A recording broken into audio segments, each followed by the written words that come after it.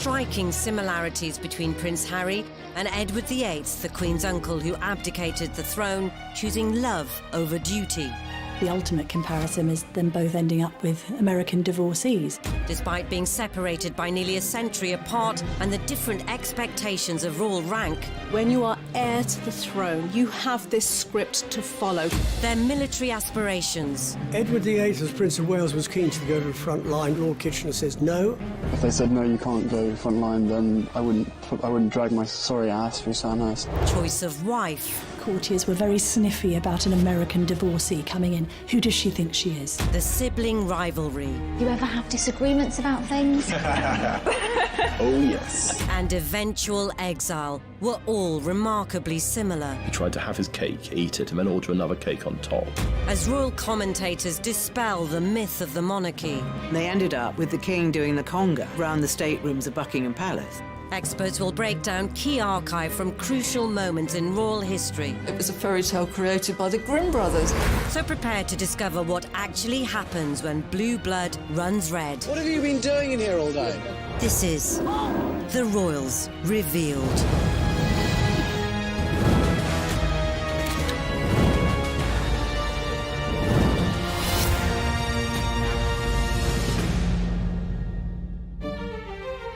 In this episode, we'll reveal how Prince Harry and Edward VIII's lives mirrored each other's, Those major royal players trying to find a solution to a constitutional crisis. why both royals were labelled the party princes, They put the gramophone on, pushed back the carpet and cut a row. Could be playing music till 6, 7 in the morning. At the time, the most controversial aspect of that story was that the bodyguard was in the jacuzzi with him. People wondered how on earth he would be able to reach his weapon in time. how love ultimately conquered royal duty, She did cue him in for the kiss, and I loved the way that it was a bit of a Hollywood kiss. Good for them, where it's what they normally do with a screen kiss. It's not actually on the mouth, it's on the lower lip. George V, when he was introduced to Wallis Simpson for the first time, was so appalled by seeing his son, Prince Edward, associating with a married woman, that he shouted, "That woman in my own house!" And what does their exile say about our royal family? In the presence of the Queen, you're not really going to have people mouthing off and effing and blinding. No one person changes the monarchy.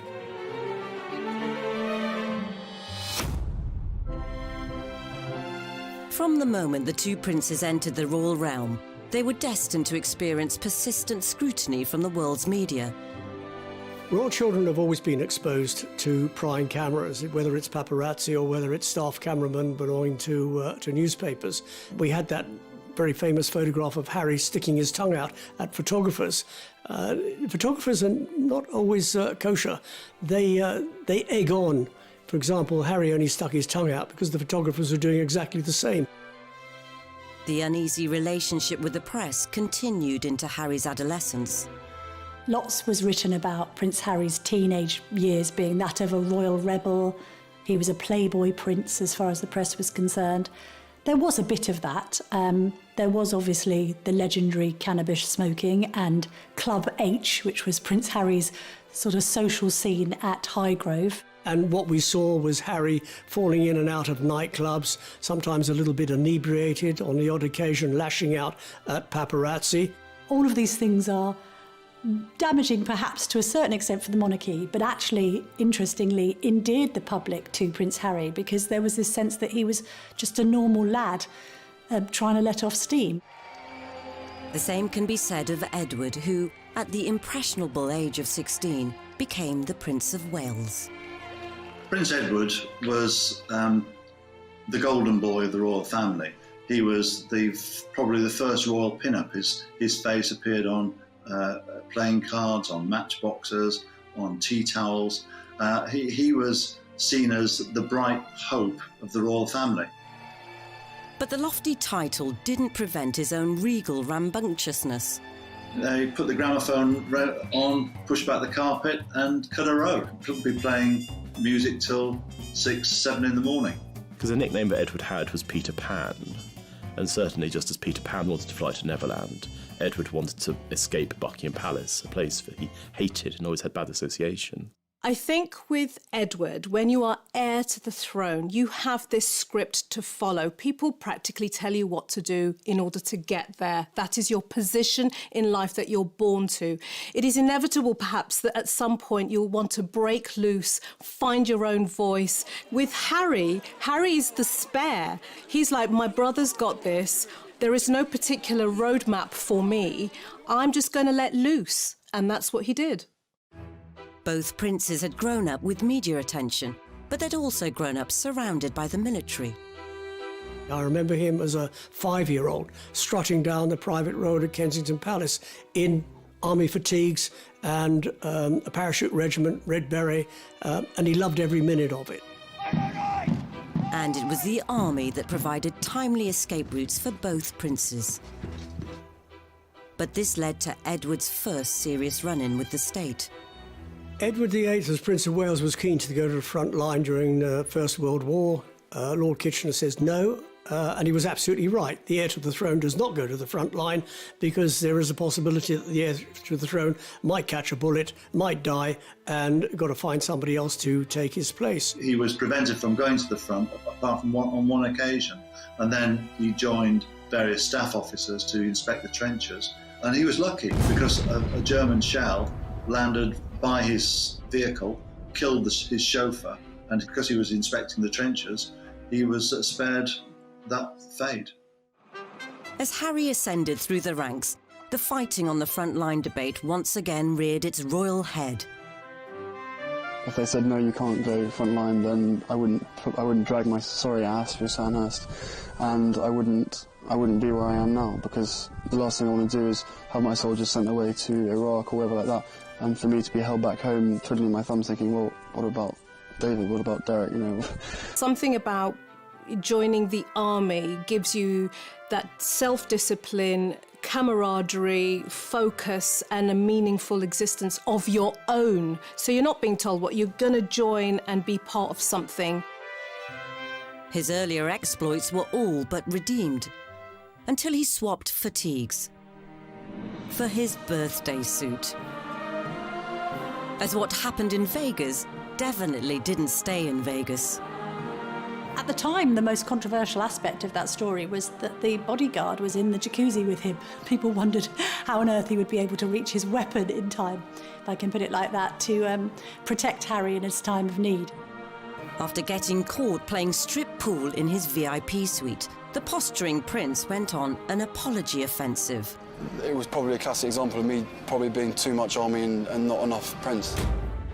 As they matured into their 30s, it would be time for both Edward and Harry to settle down, though their choice of partners would send the monarchy into turmoil.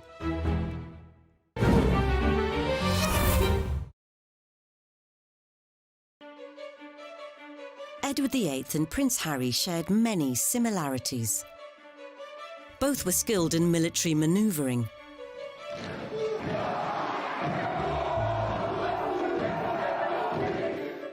And both men had an eye for the ladies, although their tastes were very different. What's always been interesting about Harry is, although he's depicted as this playboy prince, he's always been very discerning in his choice of girlfriend. They've always been very bright, switched-on young women with career ambitions of their own. Chelsea Davy, who went on to study law at Leeds University and became a solicitor. Similarly with Cressida, a fledgling acting career under her belt, and hates the fact that people even mention that she was Prince Harry's girlfriend, because she's much more than that. In Edward's case, it's quite interesting to remember the words of his assistant private secretary, Tommy Lascelles, who said of Edward that there was no great romance in his life, and that all he'd had when he was younger was a long series of grand affairs. Edward's first serious girlfriend was Freda Dudley Ward, the wife of a high-ranking Liberal MP. This predilection for the married woman may well stem from his relationship with his mother, Queen Mary. She was pretty distant with her children. Now, what do children want? They want that warm maternal attachment. But it sounds to me as if he was familiar with somebody being quite unavailable. So if that is his earliest influence, guess what he's going to look for when he's older? People who are unavailable to him, because he's used to that. Though Edward's and Harry's love lives were different, there was one striking similarity. Of course, the ultimate comparison is them both ending up with American divorcees. Edward had a steamy chat-up line when he first clapped eyes on Wallis Simpson at a country house party in the grip of winter. He asked her, as an American, did she find the central heating poor in these country houses? And she is apparently alleged to have said, oh, sir, I would have expected something smarter from the Prince of Wales. That's the legend. But if either were getting hot under the collar, there was a problem. It was very much the case that Edward, as the future King of England, would not have been allowed to marry a divorced woman. So it probably wasn't the best idea to bring her to the palace to meet the puritanical parents. George V, when he was introduced to Wallis Simpson for the first time, was so appalled by seeing his son, Prince Edward, associating with a married woman, that he shouted, "That woman! In my own house!" And thereafter he had to be reassured, falsely, that Edward was not in a sexual relationship with her. Here was the future king lavishing Mrs. Simpson with what they felt was the family fortune, giving her jewellery, bracelets, necklaces. And the House of Windsor thought that they were being burgled from the inside out. Alec Harding, who was Edward's private secretary, often believed that the stress and misery that George was faced with for having seen his son cohabiting with Wallis was one of the things that led him to an early grave. Harding's theory may well have been correct, as George V died within 2 years, leaving the bewildered new King Edward VIII to address those who are now his subjects. I feel that his death is not only an overwhelming grief to my mother and to us, his children, but that it is at the same time also a personal loss to you all. George V was very reluctant to admit his son, Prince of Wales, into the inner sanctum of monarchy. That is to say, to read the red boxes, all the top secret documents, confidential papers, and so on.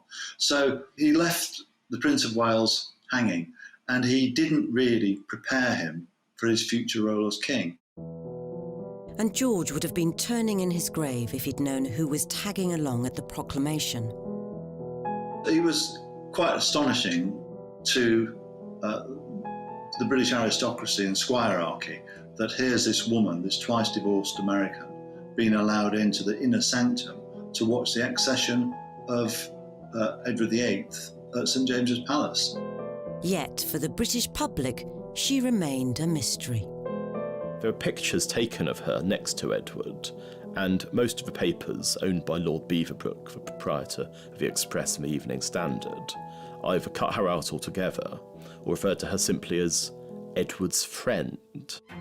Unfortunately for Harry, there was no such censorship when Meghan came on the scene in 2016. At the time that she met Harry, and I think was a familiar face in the circles of, say, US breakfast shows and red carpet events in LA. I'm a California girl, born and raised, so the flip-flop culture is part of just who I am. I love my cutoffs and flip-flops and being as relaxed as can be. I think it's fair to say that before she was linked to Prince Harry, few people in the UK would have heard of her. But after she was linked to Prince Harry, obviously, she's become one of the most famous women on earth. Yet nothing could have prepared them for how intense the media scrutiny would become from portraying Meghan as the woman who would revolutionise the monarchy. No one person changes the monarchy. It's not something Meghan said when she was going to march into the monarchy and change it. And then there were the less forward-thinking factors. There was a bit of a narrative that seemed to be racially motivated about Meghan's background, and I think phrases like exotic DNA was used along with straight out of Compton, which she wasn't. Harry wasted no time in trying to set some ground rules, with a statement encouraging a ceasefire to the media bombardment. Harry called that up and said, this isn't right, cover the relationship fairly, by all means, but don't go around besieging family members.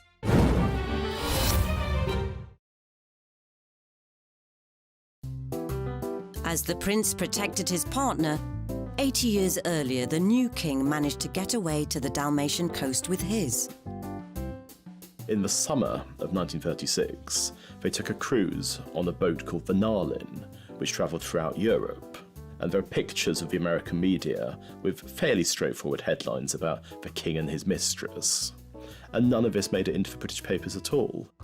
And the continental press had a field day, with one candid snap in particular. We've got one key gesture here, and that is that she's putting her hand on his arm, which you don't do to royalty, but it's the way that she's doing it. She's using not just a loving hand gesture, it's a restraining movement. It's all about power and control. It's quasi-parental. She's put her hand on his arm with the fingers straight, and it's a kind of a stop, restrain, control movement. Not just control over him. It would make her look like a very self-controlled woman as well, because there's a little sideline on this gesture, which is that not only has she got her hand on his arm, she's got her handbag hanging from her thumb. Now, that would only be somebody that was completely confident, completely in control and knew what they were doing. It's not something many people could pull off. The press took that as a signal to talk about the relationship with Wallis. And it came as a complete shock to the British population. The press were duly dispatched to Wallis's residence, which was enough to send her fleeing to France, so the couple began writing to one another. Wallis used a word called enum, which she used in her letters to Edward, and enum essentially meant frightened and scared. And in one letter that she wrote Edward, she said, "When the two of us are together, I feel that we can just about bluff it out, but when I'm on my own, I feel terrified and I feel inadequate."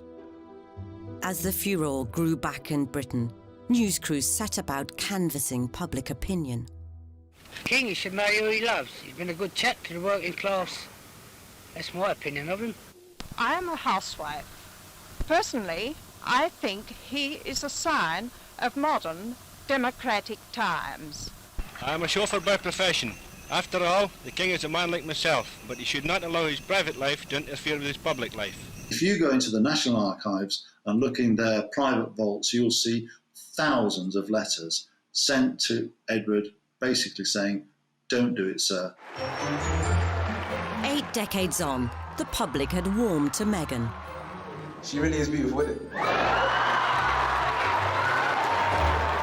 Women particularly were drawn to her because she seemed to be the kind of princess who wanted to be heard as well as seen, and to have a platform and to champion really important subjects like women's rights. And when they did their tour of the UK, there were crowds in the streets shouting their name. There was such a huge amount of goodwill behind them both. But easing Meghan into the formalities of royal family life required some on-the-spot schooling from Harry. Harry, I think, is being very clumsy with what are called his tie signs here. He's being quite annoying. This is like an actress who is suddenly finding that on set, somebody's trying to give her stage directions. She's looking just slightly peeved that he's interrupting her, because that would be rude at any party. He actually beckons her over, which again would make her feel a bit powerless, and then he steers her and actually pushes her over to the next group. Nobody's going to like that very much, and what she does, she's very polite, she smiles, she comes across. But you'll see that she responds with a reciprocal pat on the back. She pats Harry on the back, so like, you pat me, I'm going to pat you. And what that implies is that, yes, that's fine, and I know that this is a job we've got to do, but I'm also in control here. When we get to the church clip, again, a lot of this, I think people were saying, oh, she's being told off and she's not comfortable. Again, I believe this was Harry's mistake. And it's actually her, to me, caught up in a power battle between the two brothers, even at that stage, because she's very happily talking to William and Kate and smiling, laughing with them.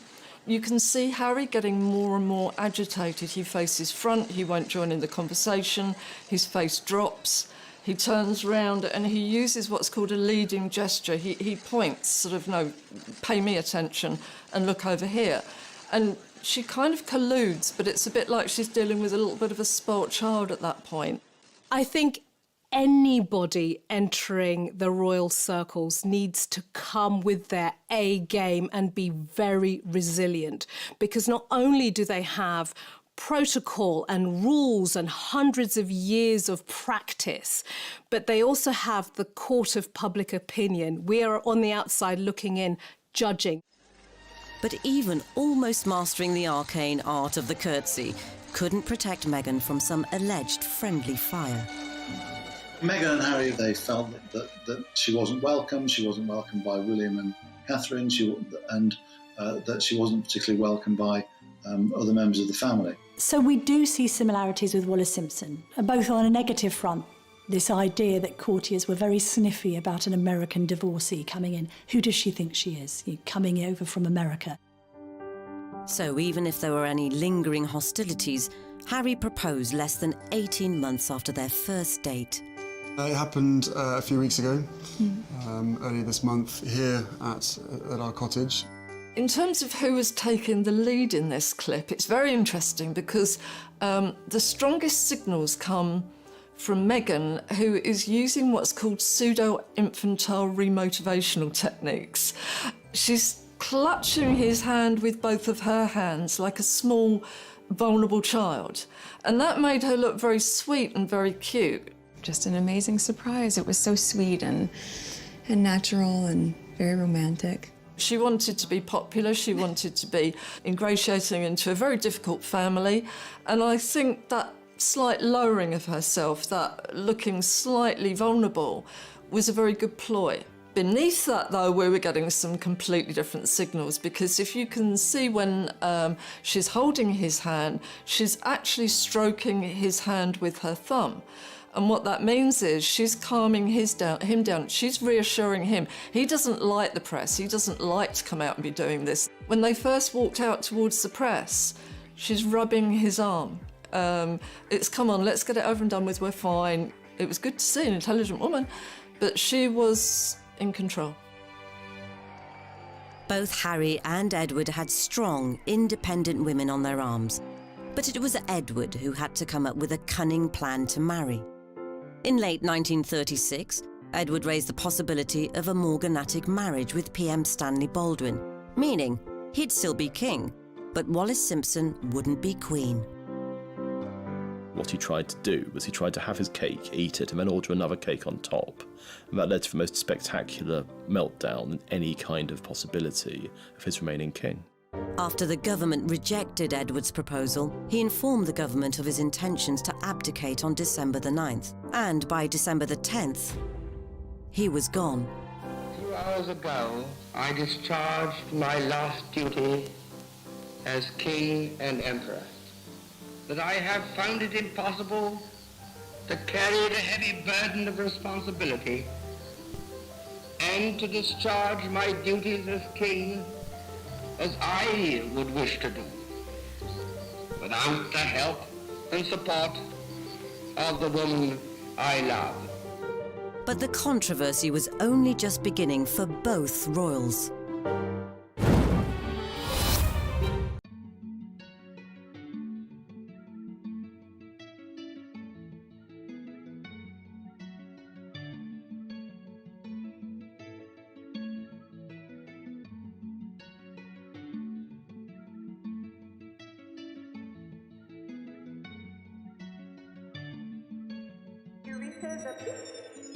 Oh my God.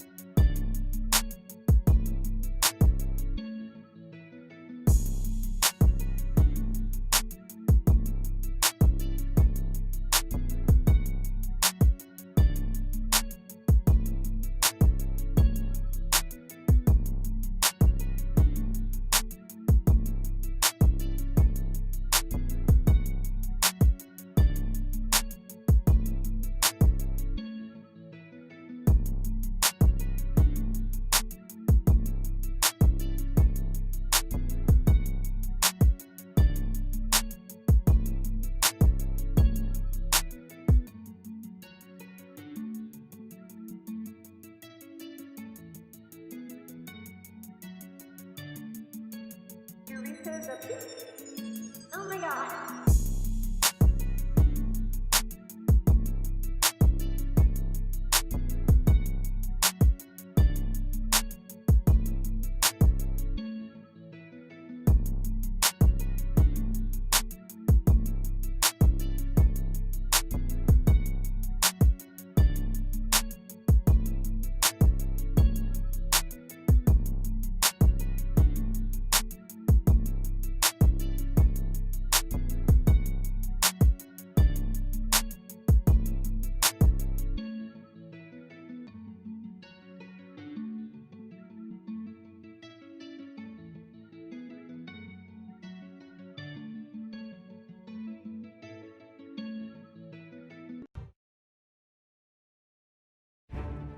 Wallis Simpson and Meghan Markle both had a rocky start to life as royal consorts. One resorted to hiding out in a remote castle, whilst the other valiantly tried to continue life as normal, or at least normal for a TV actress, as they both fought adversity on the way to the altar. British women hated her. She got hate mail by the bagful, and she even had a stalker who went down to the south of France where she was hiding out, intent on killing her. It seemed the knives were out for Meghan too. There was a bit of a narrative around some of the demands that the couple had made. This sense of Meghan apparently going into St George's Chapel and saying that it didn't smell right. It was a bit fusty and musty, and that maybe it could have smelt better. Other stories then emerged of Prince Harry effectively telling, we think, one of the Queen's most senior aides what Meghan wants, Meghan gets. It's kind of set a narrative around a couple who were being quite demanding. Wallis had also tried to take control. Wallis Simpson got divorced in October 1936.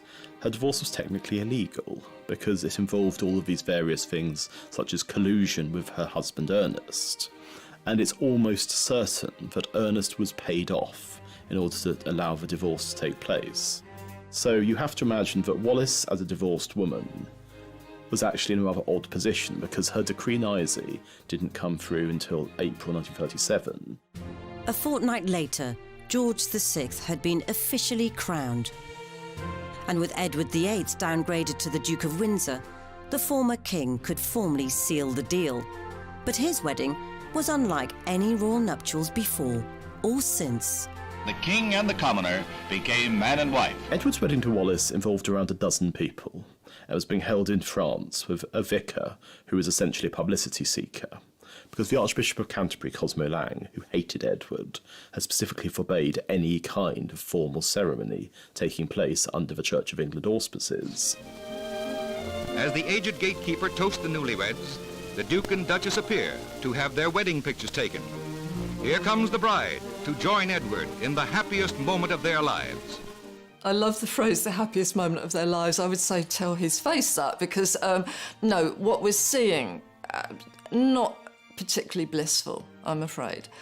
They present, they stand there very nicely, they smile from the cameras, but again, Edward uses this Windsor male habit of anxiety rituals, and you can see him with the tie, and even more tellingly, when he's facing the cameras, you can see the muscle working away on the side of his cheek. So he was tense and impatient. What I find really telling, though, is when they finish doing the photographs and walk away, she just goes off up the stairs by herself and almost back into this kind of social role with the other people that are up there.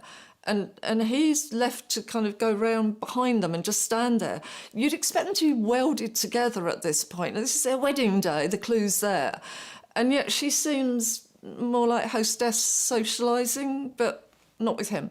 By the time that they married in the summer of 1937, Edward and Wallis had been the most famous couple in the world. Yet there was an absence of joy. And so if you look at Harriet and Meghan's wedding, and the obviously joyful occasion that was, it was in stark contrast to what had happened 75 years before.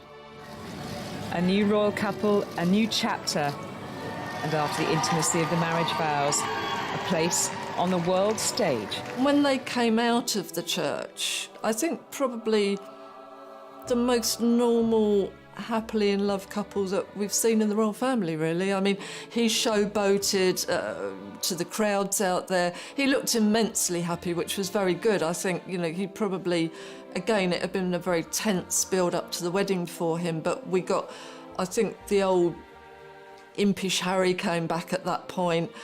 She did cue him in for the kiss, and I loved the way that it was a bit of a Hollywood kiss. Good for them, where it's what they normally do with a screen kiss. It's not actually on the mouth, it's on the lower lip, and that means you don't mess the makeup up and everything. So I think they've done a bit of rehearsing, why not? In a rare triumph over the prying press, Harry and Meghan managed to keep their honeymoon destination a secret, whilst Edward and Wallis openly tested the waters of public opinion around Europe. As the European honeymoon of the American-born Duchess and her royal-born bridegroom draws to a close, they still occupy the center of the stage as the King and Queen of Hearts. Despite the Sussexes' huge popularity all over the world, some areas of the media continued to plague them. Even news they were expecting was seen as fair game for critique. There was so much criticism about Meghan and the way that she kept cradling and holding her baby bum, and I don't know, some people in the press, it's almost like, oh, she's overdoing it and showing it off. So what? No. I think the big problem was that people didn't get that for years and years and years, particularly in the royal family, it was almost seen as a bit obscene when they were pregnant, so they'd end up wearing a bell tent dress, and then suddenly we got a very liberated woman who would wear whatever she wanted to wear, even if it was quite a tight dress, a revealing dress, and constantly cradling the bum. And I would say good for her. She was so clearly in love with her baby bump, which is natural. The trouble is the media seem to have taken offence at this and gone at her quite negatively and made it out that she was doing something unnatural, abnormal, and almost to the point of heinous. And she wasn't. Lots of mothers do that every day, but they're not in the public eye. And I think for Meghan, it may have been another attempt to other her, put her in a different box. Have you seen the way she's behaving? It's not quite the done thing, although there are loads of examples of Kate doing exactly the same thing.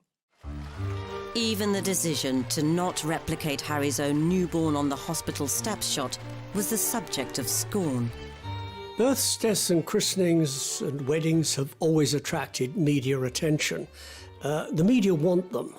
If they didn't let them in, there'd be a tremendous furore, as we saw with the christening of Archie. Harry and Meghan, they didn't want photographers, and there was a lot of adverse press against them. So, you know, it's a catch-22, isn't it? Damned if you do, damned if you don't. Eventually, enough was enough. And in October 2019, the Sussexes released another statement admonishing foul play. The second press statement was effectively suggesting that there was a vendetta or a campaign against Meghan, and that the media wasn't motivated by the right incentives when covering the Sussexes. That's then taking the coverage extremely personally and suggesting that you are being treated unfavourably, for instance in the case of Meghan against Kate. Again, there's a short memory syndrome going on, because back in the day when Kate was on the scene, she was being called Weighty Katie. Her and Pippa Middleton, her sister, were called the Wisterias because they were fragrant with a ferocious ability to climb. Short memory or not, Harry and Meghan were on the offensive, and they seemed to be handling it personally. Some of the wording of the second press statement was a bit jumbled and a bit confused. It was also laced with Americanisms, and therefore looked as if it was being written by Meghan directly. And when you've already got a narrative of Meghan driving a wedge and Harry being somewhat under the thumb, that only serves to confirm that theory. Regardless of whether Harry may have been wrapped around Meghan's finger, a couple of months later, everything unravelled. The Duke and Duchess of Sussex have announced that they are carving out what they call a new role for themselves. As like his great-great-uncle before him, Harry chose love over duty. I don't believe for a moment Harry forgot his purpose. I think Meghan suddenly found herself in a goldfish bowl that she didn't want to be in. When it was all kicking off, the Royals did what any family would do. They held a meeting. The summit involved the Queen, Prince Charles, the Duke of Cambridge and Prince Harry. To have those major royal players trying to find a solution to a problem that had been likened to the constitutional crisis, the abdication crisis of 1936. And I think, actually, when I spoke to people afterwards, they did stress that it was all quite cordial and controlled, because in the presence of the Queen, you're not really going to have people mouthing off and effing and blinding. And as the press clamoured for answers, Harry, how are the discussions going on your future? the result was a very public separation, as the Queen reluctantly gave Harry and Meghan permission to slink off to pastures new. Did he do it to protect Meghan, or did he do it because Meghan asked him to? You can't be entirely certain, but one thing you can say is that Meghan has always seemed like a dominant partner in that relationship. Like Wallis, she's somebody who seems to have had a hold over him. And there's the famous line, I don't know if it's apocryphal or not, whatever Meghan wants, Meghan gets. And you can imagine that being said exactly the same words, whatever Wallis wants, Wallis gets. In the aftermath of their abdicating announcements, relationships within Edward and later Harry's immediate family were strained more than ever before. And the mood between Edward's brother Albert, now King George VI, but known to his pals as Bertie, was understandably less than chummy. You're not just affecting George VI, you're affecting his entire family. And effectively, you've changed the rules of engagement and you've changed the whole dynamic of what's going to happen next. The recently married Duke and Duchess of Windsor were still followed by crowds wherever they traveled. In Paris, Britain's former king and his bride made the announcement that they were not intending to embarrass the royal family by settling in England. Since then, they have been world travelers. The major problem in the relationship between Edward and George VI after the abdication was money, because Edward VIII had lied about what his financial circumstances were. He was worth around £1 million, which was made up of a combination of cash and property, but he claimed that he was going to be essentially driven out of his own country, a pauper, and so his brother Bertie agreed that he would be given an allowance of £25,000 a year. It was going to be paid out of George's personal money because there was no possibility that Parliament would have voted for public money to be paid to essentially Wallis for all eternity. But when it became clear that Edward had been lying about money, there's all these very angry letters which both of them wrote to each other, and George VI wrote to Edward. The reality of what happened was I was completely misled. I'm not seeking to blame you or anyone else. I know how difficult a time it was, but I was lied to. And I think that you can see thereafter their relationship never recovered. Edward was seen as an embarrassment. In comparison, Harry and Meghan ditched their titles, had to repay £2.4 million for the refurb on Frogmore Cottage, and stopped receiving money from the sovereign grant. Yet the cost to his own brotherly bond may prove to be even greater. We think the initial row started because William might have expressed some brotherly concern that Harry was rushing into things with Meghan. And I think William just thought, hang on a minute, be careful. And Harry took offence to that and felt that it wasn't showing enough support for the woman in his life. If there were simmering tensions, then perhaps the last thing the so-called Fab Four would have wanted to do was share a public stage. Do you ever have disagreements about things? Oh, yes. Healthy disagreement. OK, the last thing you disagreed on, how do you resolve it? I can't remember. They come so thick and fast. But is it resolved? We don't know. Oh, we don't know. Well, you're putting on a great show if it's not. We had Meghan and Kate slightly styled the same, which for some reason people wanted to see. Yeah, we got the two brothers, best mates, and it was all going to be lovely, and obviously they'd got on really well and they were going to work together for charity, and then it just literally unpicked in front of our eyes on stage. We've got, four different personalities, and every time that Harry spoke, you can see William and Kate, their eyes go down, their faces drop slightly. It looked like there maybe wasn't as much agreement going on there, and that maybe a little bit of limelight might have been stolen. And then comes the killer question about disagreements, and instantly William, and this is not like William. William, you know, tends to be a bit formal. Oh, yes, from the other end. Now, the two women then use masking techniques, which is that they both put their hair over their face so that we can't see, but obviously the bodies are shaking with laughter. But that, not a good look, because I think that let us know that actually this has been, there's been a lot of problems backstage. William and Bertie may have struggled with their sibling separations, but Edward had an even greater insult in store.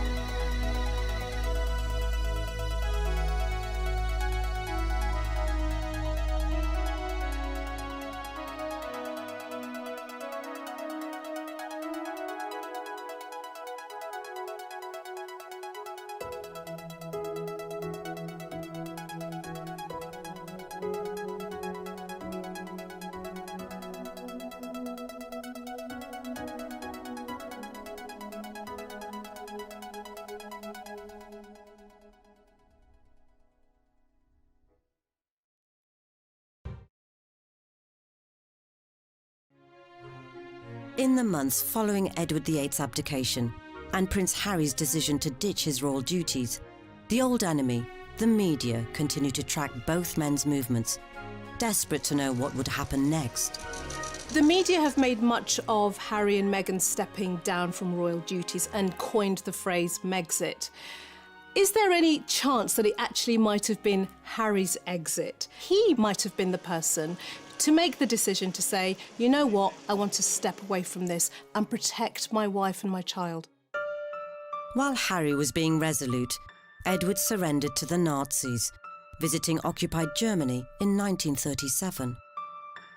He was somebody who did the most stupid things, going to visit Hitler, giving Hitler a Nazi salute, and being received by him in 1937, when Britain was on the verge of war. It was an action that you can only see through the prism of absolute rank stupidity.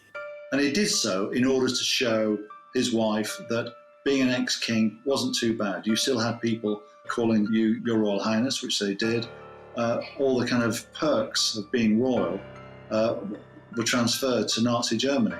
And I don't think it's overstating the case to say that Edward's visit to Germany in 1937 was the single worst thing he ever did. The severely agitated king had no option but to put as much distance between Edward and the Third Reich as possible. And only one punishment was deemed severe enough. He sent him to the Caribbean. he was made the governor there. On the one hand, it sounded idyllic. I mean, while his fellow countrymen were suffering rationing and dying in their millions, Edward was having martinis on the veranda with Wallis. But both of them hated it, because they'd liked their life in Paris. They'd seen themselves as being these cultural sophisticates, and now they were on this small island where they had all the money that they could spend, but nothing to spend it on. He used to phone his brother constantly to give him advice, and it got to the point where George VI told the switchboard operator at Buckingham Palace not to let the calls through. One of the Sussexes' last public appearances came at the Mountbatten Music Festival at the Royal Albert Hall, where they were the reluctant centre of attention. Suddenly she emerged in victorious red. You wear red to be noticed, you don't wear it to kind of hide or anything like that.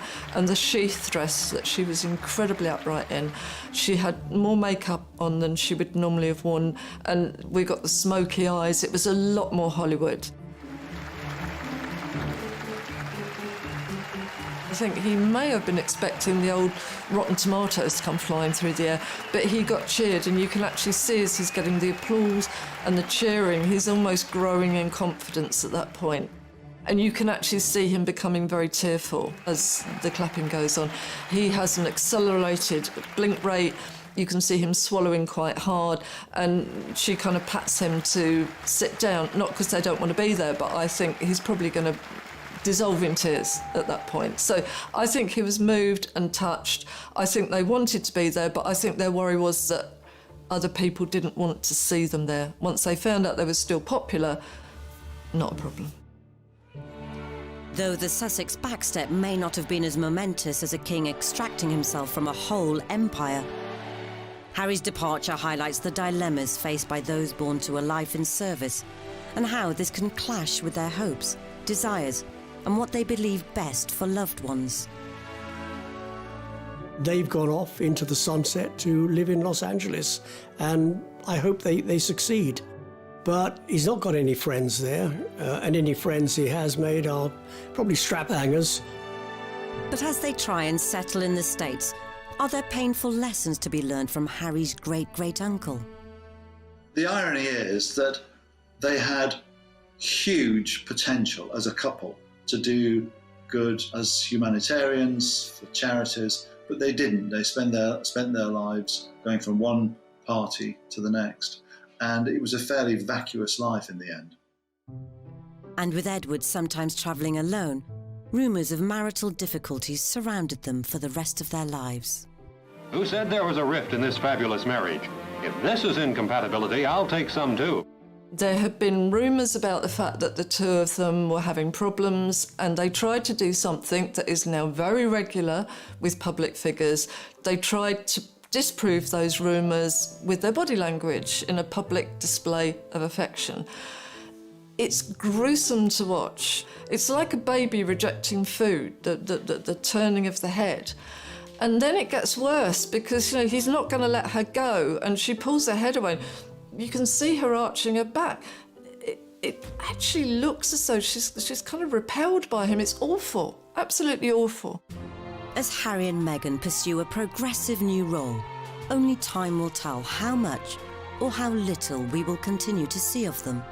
I think that the major difference between Harry and Meghan and Edward and Wallis is that Harry has been somebody who's much more attuned to popular feeling than Edward ever was. I know that some people in Britain are glad to see the back of them because they don't think they've behaved well, but there are others who thought, fair play, you're prioritising your immediate family and you want to do things differently and you want to make some money, go and do it. I see their mission far more rewarding, ultimately, than that of Edward and Mrs. Simpson. Whatever their future holds, one thing is clear. If Harry is to ensure he won't end up languishing in another country like Edward did, he must find a new sense of purpose and maybe, just maybe, tone down his vitriol against the press if one day they return to frontline royal life.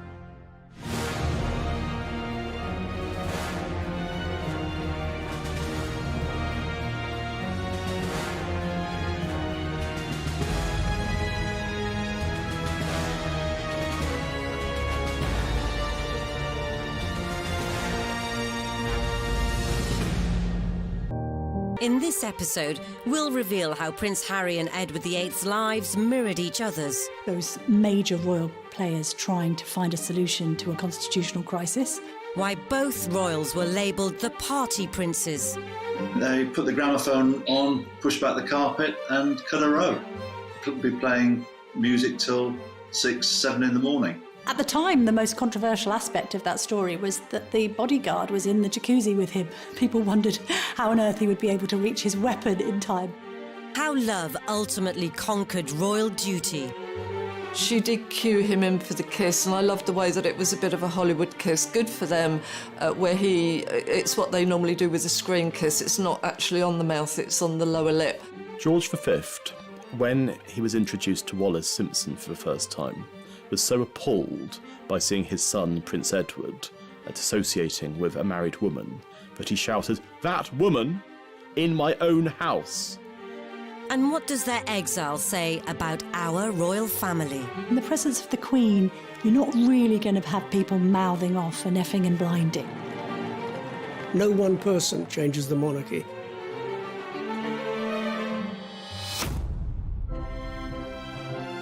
From the moment the two princes entered the royal realm, they were destined to experience persistent scrutiny from the world's media. Royal children have always been exposed